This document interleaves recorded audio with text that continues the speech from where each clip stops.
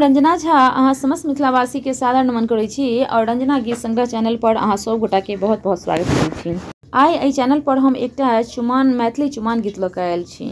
आशा अछि जे अहाँ सबके गीत सुनय में नीक लागत। तऽ आउ सुनी सब गोटा एकटा मैथिली चुमान गीत। भैया को झगड़ा में भारत मोजबड़ा में बाबूजी पड़सथि मखान, झुमी झुमी भैया के करियन चुमान। भैया को झगड़ा में भारत मोजगड़ा में बाबूजी पड़सथि मखान, झुमी झुमी भैया के करियन चुमान, झुमी झुमी भैया के करियन चुमान।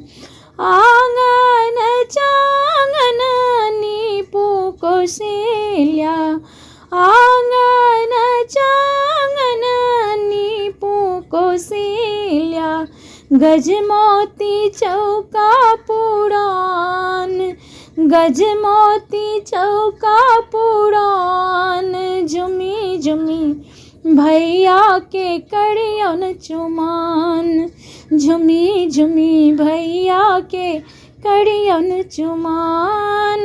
भैया को झगड़ा में भारत मोजगड़ा में काका जी पड़सथि मखान, झुमी झुमी भैया के करियन चुमान, झुमी झुमी भैया के करियन चुमान।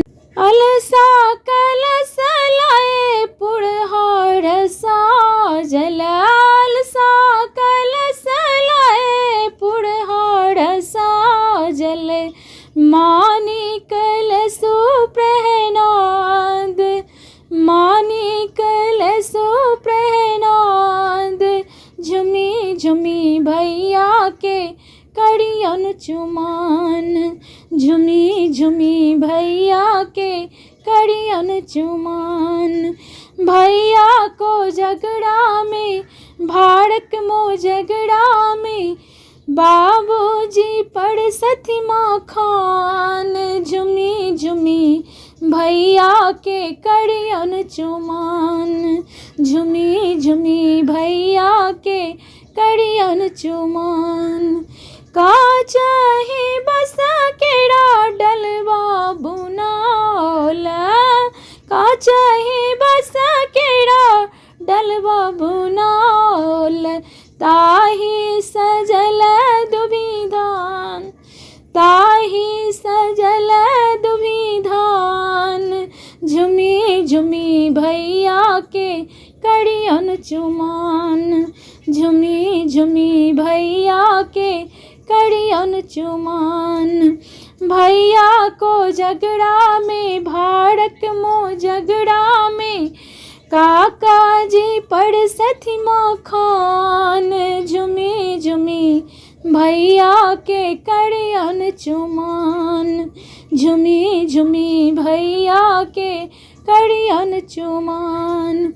देश विदेश सौ मुनि सब अयला, देश ही देश केरा मुनि सब आयल, पढ़ा लागल वेद पुराण, पढ़ै छथिन वेद पुराण, झुमी झुमी भैया के करियन चुमान, झुमी झुमी भैया के करियन चुमान। भैया को झगड़ा में भारत मोजगड़ा में बाबूजी पड़सथि मखान, झुमी झुमी भैया के करियन चुमान, झुमी झुमी भैया के करियन चुमान। गीत सुनबा में केहन लागल कमेंट करके बतायब। गीत नीक लागत तो गीत के लाइक करब, चैनल के सब्सक्राइब करब और गीत के शेयर करब। गीत सुनबाक लेल अहाँ सब गोटा के हृदय से बहुत बहुत धन्यवाद।